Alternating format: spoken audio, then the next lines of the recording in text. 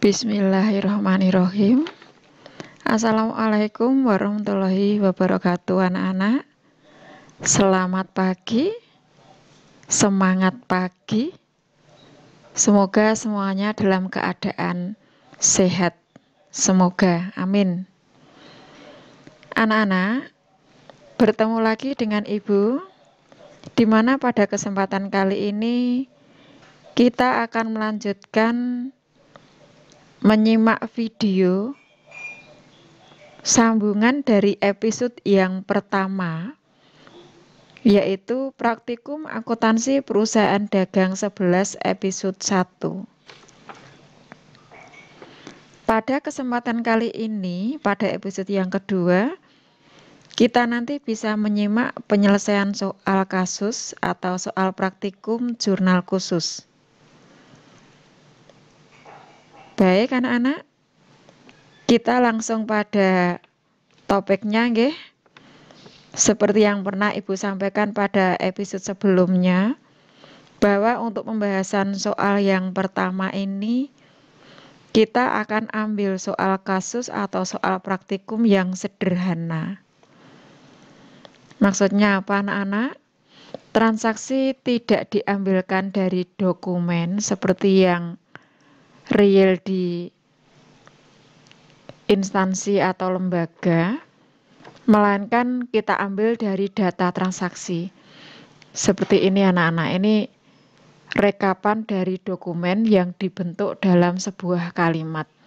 Ini namanya data transaksi tanggal 2, ini data transaksi tanggal 3, ini data transaksi tanggal 5, dan seterusnya. Pada episode yang sebelumnya, kita sudah membahas tentang bagaimana kita menyimak dokumen, bagaimana prosedurnya, sehingga dokumen layak dicatat ke dalam jurnal. Dan di akhir video episode yang sebelumnya juga kita sudah membahas, misalkan dari transaksi yang pertama ini ada transaksi penjualan barang dagangan kepada pelanggan secara kredit, ini masuknya kemana. Jadi analisis masuk ke jurnal apa pada video yang sebelumnya kita sudah pernah membahas. Baik, ini ada dua file yang Ibu buka anak-anak. Yang satu adalah file soal, yang satunya lagi adalah file lembar kerja. Baik, sebelum kita membahas satu persatu data transaksi ini masuknya ke jurnal apa, pencatatannya bagaimana, kita ulas sedikit tentang jurnal khusus. Ada berapa jenis jurnal khusus anak-anak? Ada 4, yaitu jurnal pembelian, jurnal penjualan, jurnal penerimaan kas, dan jurnal pengeluaran kas. Ada 4 nggih? Bagaimana kalau ada transaksi tidak bisa kita tampung ke dalam jurnal khusus? Maka di dalam penerapan jurnal khusus, perusahaan pasti akan menyediakan satu jurnal yang lainnya lagi, yaitu jurnal memorial. Ini kita lihat. Jadi jurnal memorial itu bentuknya sama dengan jurnal umum yang pernah kita bahas di kelas 10 anak-anak.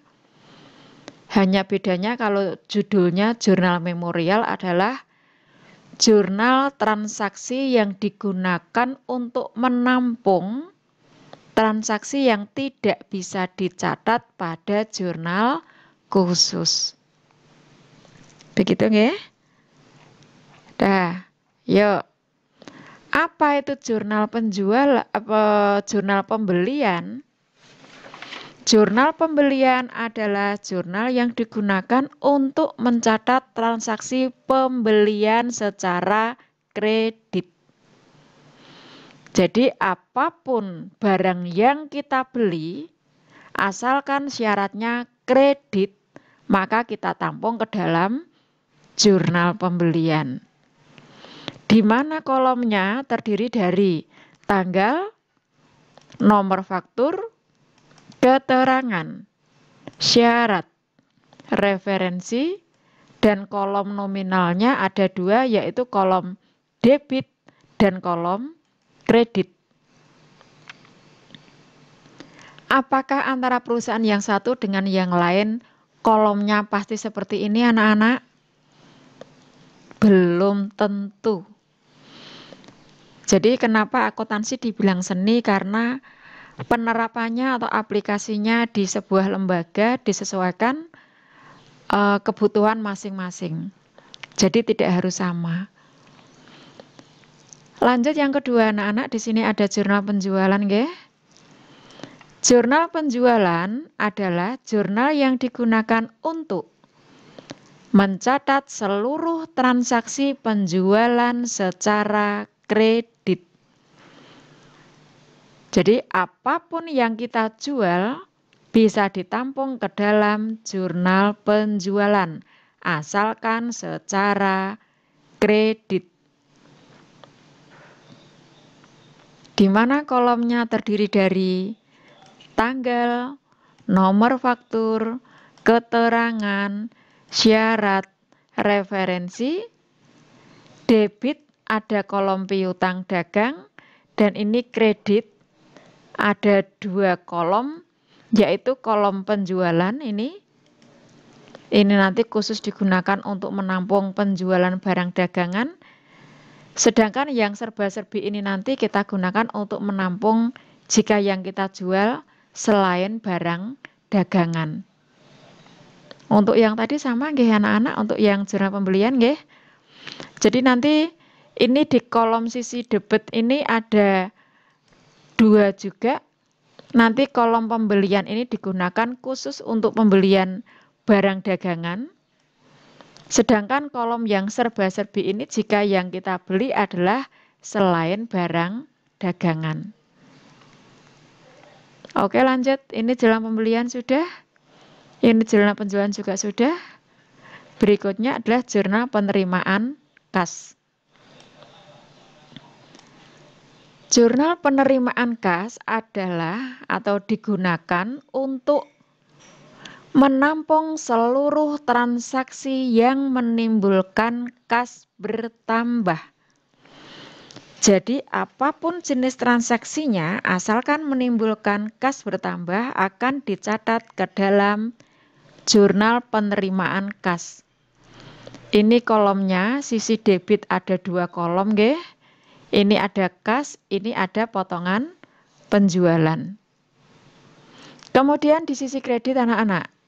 Sisi kredit, ini sisi kredit ada kolom piutang dagang, ada kolom penjualan, ada kolom serba-serbi. Yang berikutnya lagi, jurnal pengeluaran kas. Jurnal pengeluaran kas adalah jurnal yang digunakan untuk menampung seluruh transaksi yang mengakibatkan kas berkurang. Di mana kolom awalnya sama anak-anak dengan yang atas. Ada tanggal, ada nomor bukti. Ini tadi juga sama, nggih. Tanggal, nomor bukti, kemudian keterangan. Referensi. Ini debit ada kolom pembelian. Tadi sudah kita bahas. Kolom pembelian hanya digunakan untuk menampung pembelian barang dagangan. Kemudian ada kolom utang dan ada kolom serba-serbi. Sedangkan di sisi kredit ada kolom kas dan ada kolom potongan pembelian.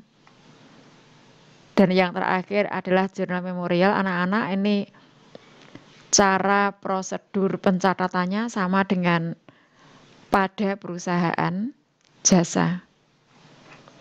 Oke anak-anak, langsung nggih. Kita bahas satu persatu. Berikut ini contoh transaksi yang terdapat di UD Mahameru selama bulan Januari 2020. Transaksi yang pertama tanggal 2 Januari. Dijual 200 barang dagangan dengan harga Rp400.000 per buah ke pelanggan UD Jaya Q secara kredit. Syaratnya 1/3 N30. Nomor faktur 101. Ini untuk yang pertama, Ibu bacakan lengkap dulu anak-anak. Benang merah dari transaksi tanggal 2 ini adalah penjualan secara kredit. Yang dijual adalah barang dagangan. Masuknya ke jurnal apa anak-anak? Masuknya ke jurnal penjualan karena transaksi penjualan secara kredit. Coba disimak cara pencatatannya anak-anak.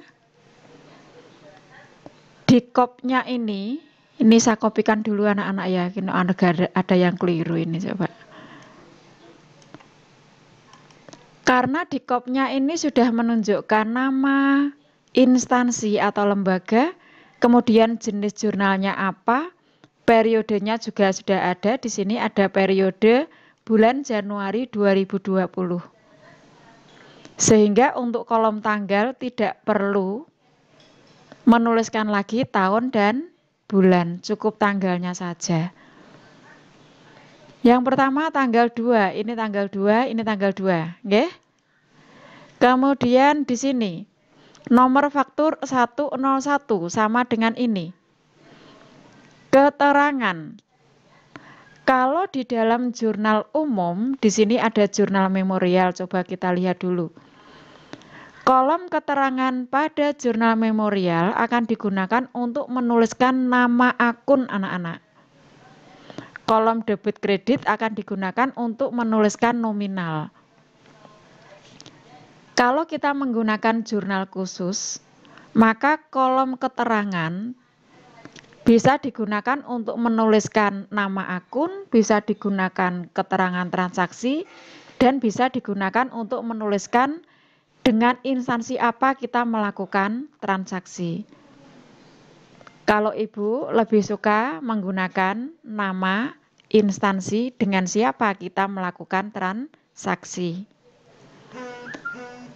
Ibu ulang lagi, ini tanggal 2, nomor fakturnya 101, keterangannya UD Jaya Q.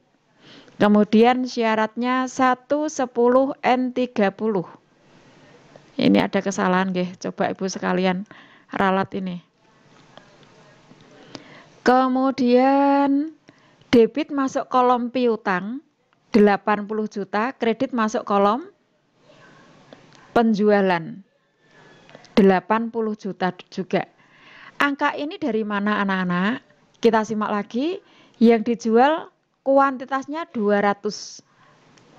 Harga per kuantitasnya 400.000. Berarti 400.000 dikalikan 200. Hasilnya 80 juta. Paham nggih? Kemudian kolom yang kosong ini kita strip anak-anak, menandakan bahwa kolom tersebut memang tidak ada isinya. Lanjut transaksi yang kedua, tanggal 3. Ini transaksi pembelian barang dagangan dari agen Rosalina sebesar sekian secara kredit.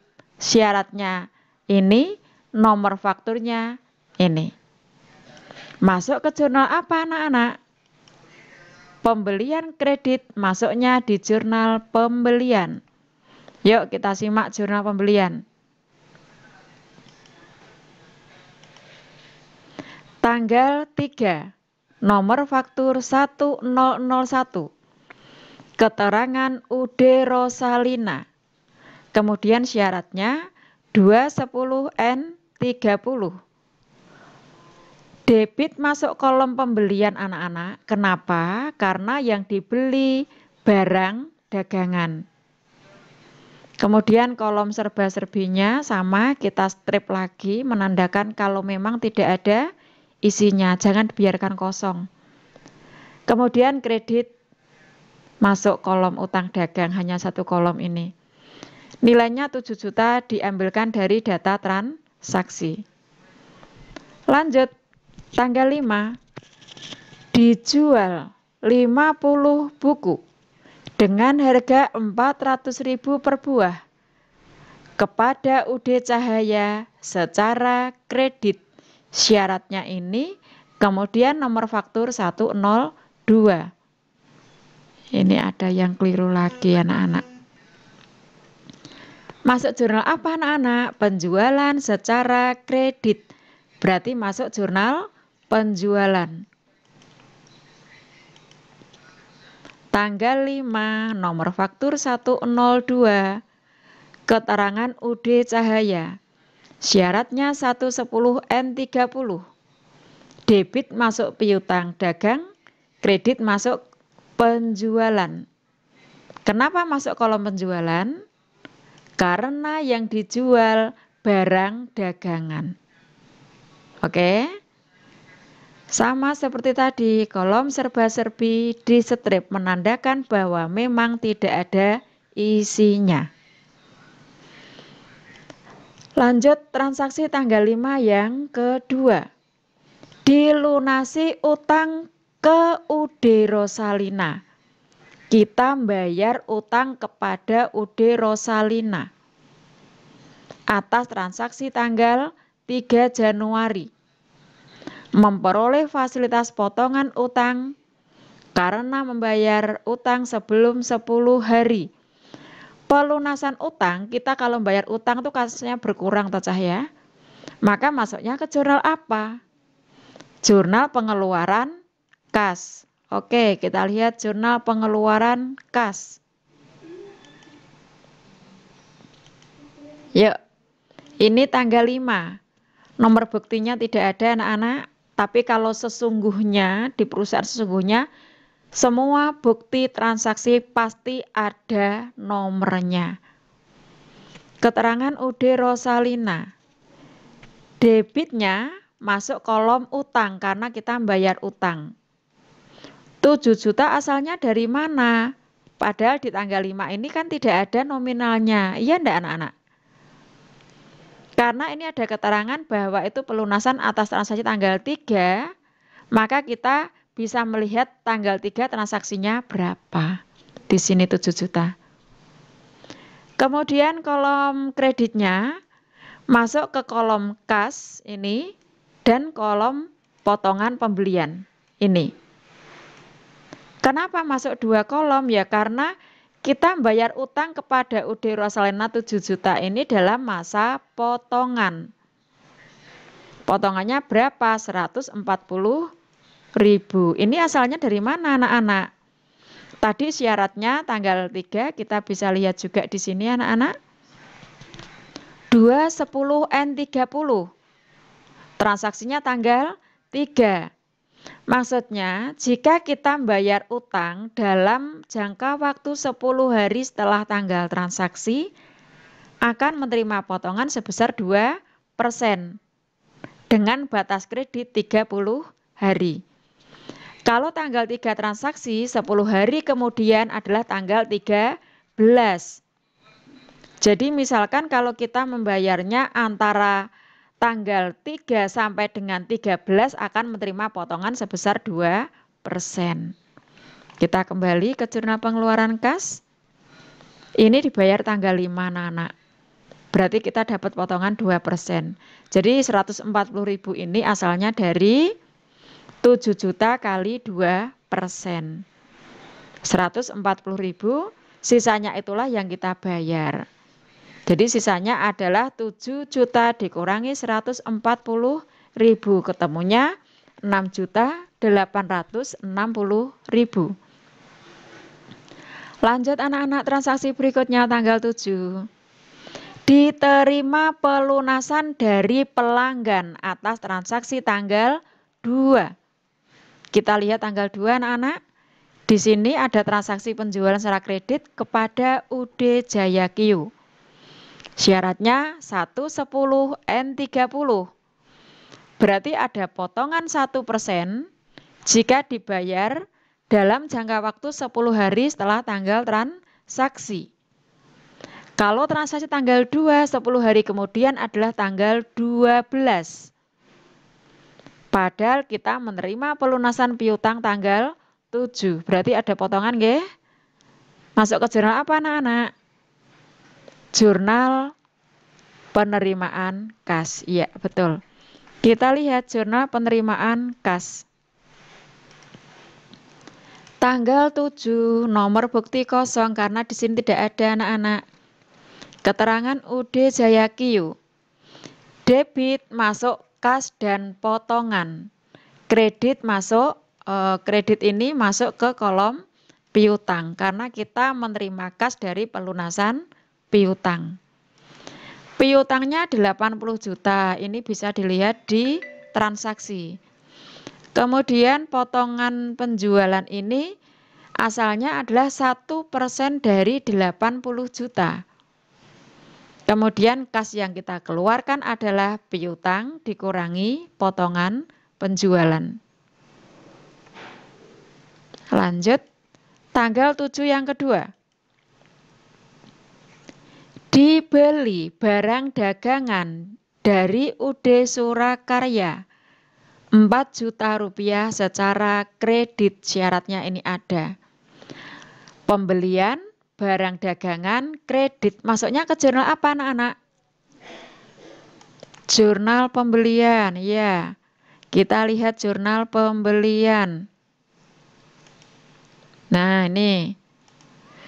Tanggal 7, nomor buktinya tidak ada juga anak-anak di soal ya. Kemudian keterangan UD Surakarya. Syaratnya 310 N45. Pembelian sebesar 4 juta, kita masukkan di kolom pembelian. Kenapa dimasukkan ke kolom pembelian? Kok tidak di dalam kolom serba-serbi? Karena yang dibeli barang dagangan. Kreditnya juga sama 4 juta. Kolom yang kosong di strip seperti tadi. Lanjut, tanggal 9. Dilunasi utang ke UD Surakarya untuk transaksi tanggal 7 Januari. Perusahaan memperoleh potongan utang 3%. Kenapa 3% anak-anak? Karena ini syaratnya 3/10. Berarti 3% 10 hari setelah tanggal 7. Berarti masa potongan berakhir tanggal berapa anak-anak? 17, oke. Berarti masuknya di mana ini anak-anak? Dilunasi utang. Ke jurnal pengeluaran kas. Ya. Ini kita lihat jurnal pengeluaran kas. Tanggal 9, nomor buktinya kosong, di sini tidak ada ya. Kemudian keterangannya UD Surakarya. Debit masuk kolom utang karena kita melunasi utang sebesar 4 juta ini. Kemudian kreditnya kita menghitung dulu potongan pembelian anak-anak. Tadi potongannya sebesar 3%. Berarti 3% kali 4 juta. Ketemunya 120.000. Berarti jumlah yang kita bayar sebesar 3.880.000 adalah 4 juta dikurangi 120.000. Lanjut. Tanggal 11. Dijual kredit ke pelanggan UD Jaya Q 8 juta. Syaratnya 310 anak-anak. Diganti lagi. 310 N30 dengan nomor faktur 103. Masuknya ke jurnal apa anak-anak? Ini?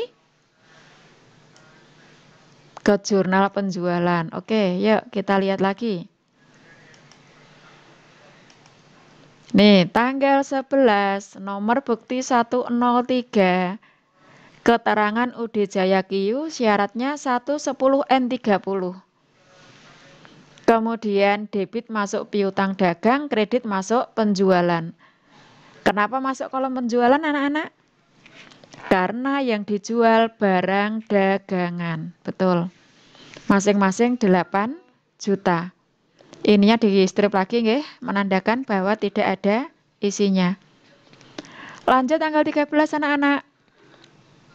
Transaksinya sama ya, hanya instansinya yang berbeda. Ini dijual kredit ke pelanggan. Masuknya ke jurnal apa anak-anak? Penjualan ya. Jurnal penjualan. Tanggal 13. Nomor faktur 104. UD Loka Karya. Syaratnya 110N30. Debit masuk kolom piutang dagang, kredit masuk penjualan, masing-masing 4.500.000. Kolom yang lain di strip lagi. Lanjut anak-anak. Tanggal 15. Dibayar beban sewa untuk bulan Januari. Masuknya ke jurnal apa anak-anak? Dibayar beban. Masuknya ke jurnal pengeluaran kas. Kita simak jawabannya. Tanggal 15. Ini. Tanggal 15 nomor bukti kosong anak-anak. Keterangan tadi kalau di jurnal khusus digunakan untuk mencatat lembaga dengan siapa kita melakukan transaksi. Ternyata pada tanggal 15 ini tidak ada kita bayarnya kepada siapa anak-anak. Kalau tidak ada lembaga yang bisa kita tuliskan, maka yang kita tuliskan di sini adalah nama akun. Berarti beban sewa. Debit masuk kolom apa? Serba-serbi. Kenapa serba-serbi? Kita tahu bahwa kolom ini digunakan untuk pembelian barang dagangan. Pembelian. Sedangkan kolom ini digunakan untuk membayar utang. Nah, selain pembelian barang dagangan dan utang, berarti masuknya di kolom serba-serbi. Ini bisa dituliskan juga beban sewa anak-anak, tapi karena di sini sudah ada, maka di sini tidak ditulis, tidak masalah. Kemudian nomor ini mestinya digunakan untuk menuliskan nomor akun. Tetapi di sini tidak diketahui nomor akun yang digunakan mana. Sehingga sementara tidak kita isi, tidak apa-apa. Debit serba-serbi 500.000, kredit kas 500.000. Lanjut ya. Tanggal 15 lagi. Dibeli kredit barang dagangan. Dibeli kredit dari UD Garuda. Berarti masuknya di jurnal pembelian. Dilihat jurnal pembelian ini. Tanggal 15. Nomor buktinya tadi ada anak-anak ya. Ini nomor buktinya ada. Kita kopikan. Nomor bukti 1003, keterangannya UD Garuda, syaratnya 210N30 sebesar 6 juta. Masuk di kolom pembelian karena barang dagangan dan kolom utang. Kolom serba-serbi kita strip. Lanjut. Tanggal 15 lagi. Dijual kredit ke UD Doa Kita. Dengan syarat 110N30. Nomor faktur 105. Masuk ke jurnal apa anak-anak? Dijual kredit. Jurnal penjualan nggih? Oke. Kita lihat jurnal penjualan. Tanggal 15, nomor bukti faktur 105. Di sini keterangannya UD Doa Kita. Syarat 110N30. Masuk ke kolom piutang dagang, debit dan kredit masuk kolom penjualan. Kenapa? Karena yang dijual barang dagangan masing-masing 8.200.000. Yang lainnya di strip lagi. Lanjut anak-anak ya. Tanggal 18.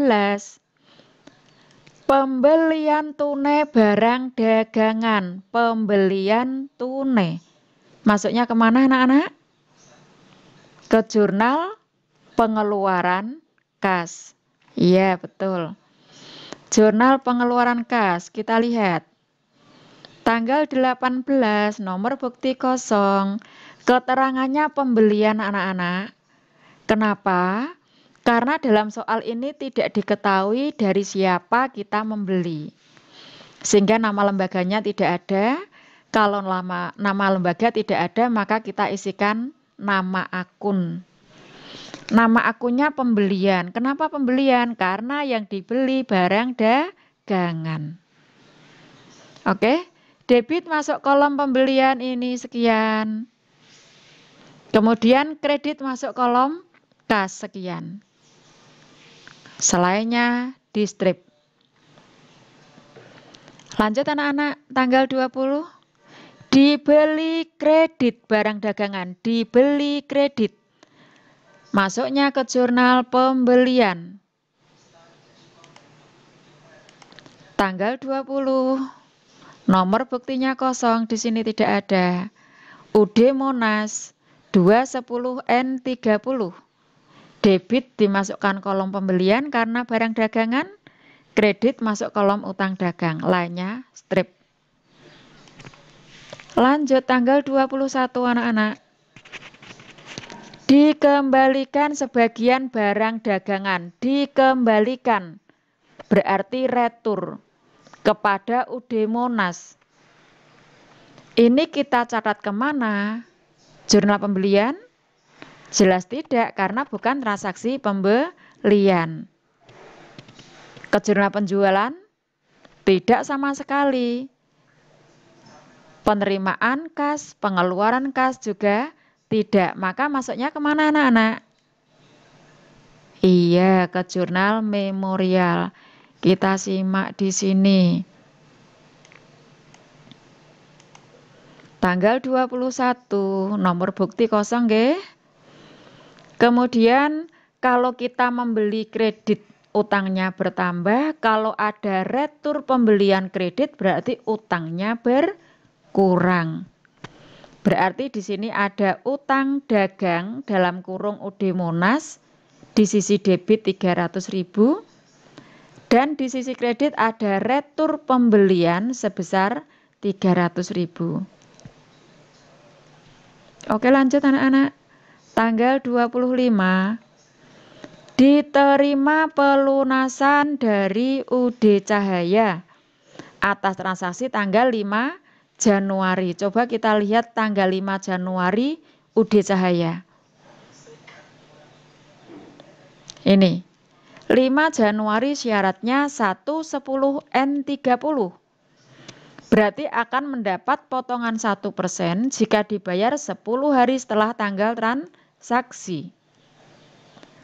Kalau tanggal 5 transaksi, maka 10 hari kemudian adalah tanggal 15. Nah, transaksi kita ini tanggal berapa anak-anak? Tanggal 25. Iya. Berarti ada potongan tidak? Tidak ada potongan. Masuknya ke jurnal apa tadi anak-anak? Penerimaan pelunasan dari. Berarti masuk ke jurnal penerimaan kas. Kita lihat lagi. Iya, ini. Tanggal 25, nomor bukti kosong, keterangan UD Cahaya. Debit sebesar 2 juta di kolom kas dan kredit piutang di kolom piutang dagang. Sebentar, ini kok 2 juta yang betul yang mana ya? Ini 20 juta. Kita lihat tanggal 5. 50 kali. Oh, yang betul 20 ya nak ya. Coba kita lihat dulu. Jurnal penjualan 20. Ya. Ini salah, kita tambahi. 20 juta. Lanjut anak-anak, berikutnya tanggal 27. Tinggal sedikit lagi ya. Dibeli kredit barang dagangan dari pelanggan UD Dekoratif. Dibeli kredit. Nomor faktur 1005. Berarti masuk di jurnal apa anak-anak? Pembelian nggih? Ya, jurnal pembelian. Kita lihat lagi anak-anak. Ya, ini. Tanggal 27, nomor buktinya ada, keterangannya UD Dekoratif. Syaratnya ada, ini sebesar 900.000. Ini tadi berapa anak-anak? 900.000 sama nggih? Ya, 900.000 sudah. Kemudian kolom yang kosong jangan lupa di strip. Lanjut anak-anak. Masih tanggal 27 lagi ya. Dibayar pelunasan utang wesel. Kita bayar. Yang dibayar utang wesel. Masuk ke jurnal apa? Pengeluaran kas. Ya, kita lihat jurnal pengeluaran kas. Tanggal 27 keterangannya utang wesel. Kemudian debit 1 juta masuk kolom serba-serbi anak-anak. Kenapa masuk kolom serba-serbi? Karena ini kolom pembelian untuk pembelian barang dagangan. Ini kolom utang saja. Ini maksudnya utang dagang ya anak-anak ya. Sebentar Ibu lengkapi dulu. Kalau yang dibayar selain barang dagangan pembelian dan utang dagang, maka masuknya di kolom serba-serbi, kreditnya kas. Oke lanjut, tanggal 28.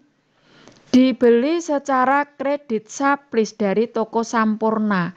Dibeli kredit yang dibeli Saplis. Masuknya ke jurnal apa anak-anak? Pembelian ya? Yuk kita simak lagi tanggal jurnal pembelian tanggal 28. Ini nama lembaganya. Oh ada anak-anak tanggal 28 nggih. Tanggal 28 kita ganti toko Sampurna.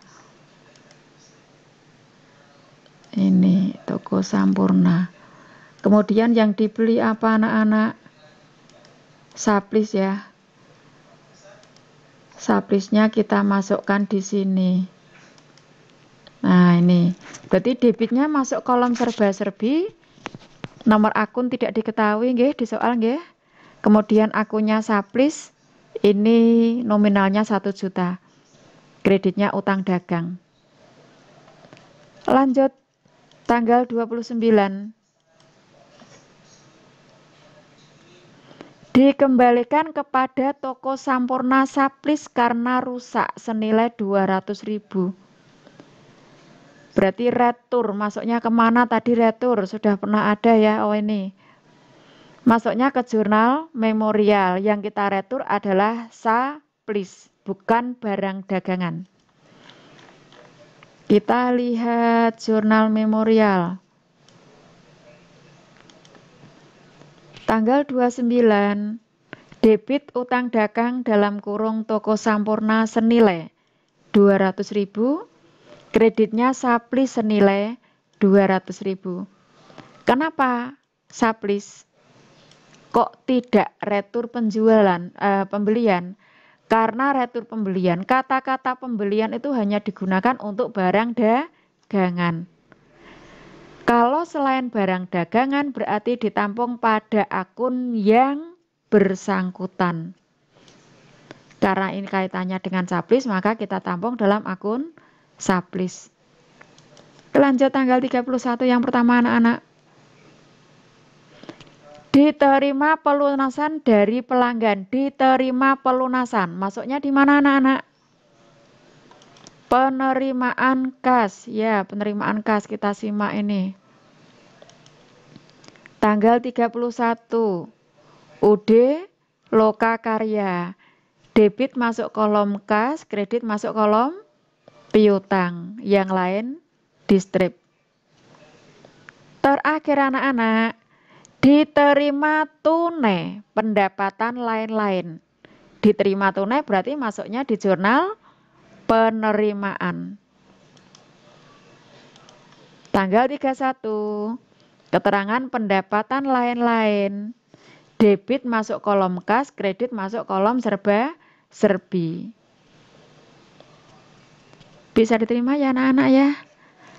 Semoga nanti bisa kalian ulang dan diulang lagi sehingga kalian paham. Kalau seluruh transaksi yang ada pada perusahaan sudah dicatat ke dalam jurnal, maka proses pencatatan kita ke dalam jurnal sudah selesai. Kalau sudah selesai, maka setiap jurnal dijumlahkan. Seperti ini ya nak ya.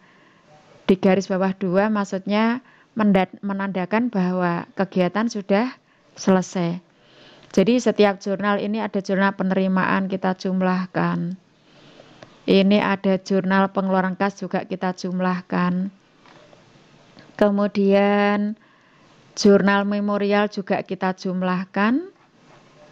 Begitu juga dengan jurnal-jurnal yang lainnya. Intinya semua jurnal harus dijumlahkan. Nanti untuk cross check anak-anak, ini jumlah sisi debit ini harus sama dengan jumlah sisi kredit. Demikian anak-anak yang bisa Ibu sampaikan pada kesempatan kali ini. Semoga video pendek, video sederhana ini bisa digunakan sebagai referensi dalam belajar kalian, khususnya tentang pencatatan ke dalam jurnal khusus. Mohon maaf jika ada kekurangan. Terima kasih. Wassalamualaikum warahmatullahi wabarakatuh.